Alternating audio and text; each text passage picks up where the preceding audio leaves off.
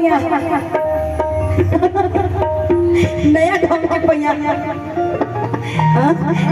ए देखिए आराम से भीजल जा। हाँ तहर करिए बता जनाई ना कह तरीका ए सैया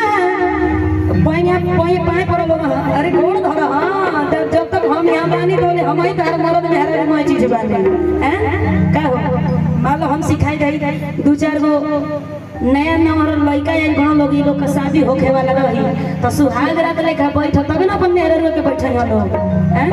कि आज हम गइल हनी नाच देखे वो दिनवा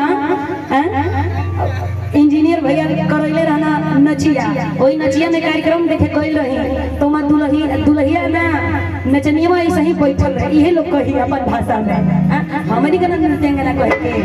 लेकिन ई लोग ऐसे ही कही तनी सुहाग रात लेखा बैठ जा ऐसे ही बैठो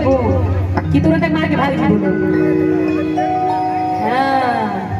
हाँ अब एक बार भाव करी हलो ए सैया कि पैया परी कि और झुकाई मां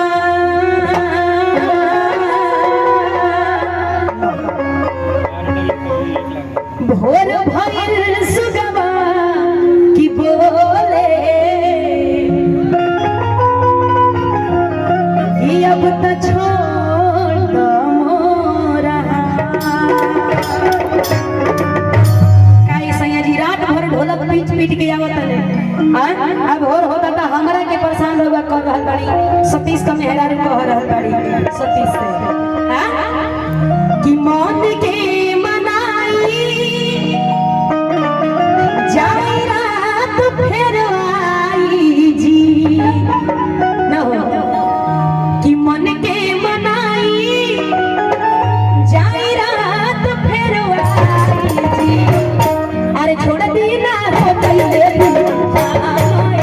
राजा छोड़ दी ना हो पहले मीठी मीठी बतिया में समाज सरातिया हो मीठी मीठी बतिया में समाज सरातिया हो जानिए के कोई कभी राजा छोड़ दी ना हो पहले राजा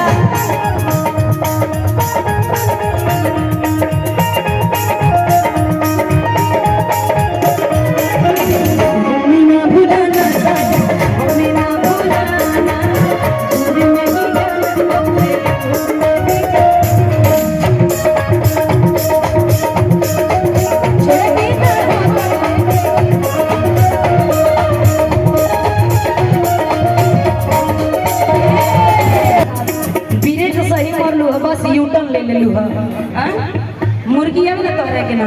तहरा के तो के होई लेकिन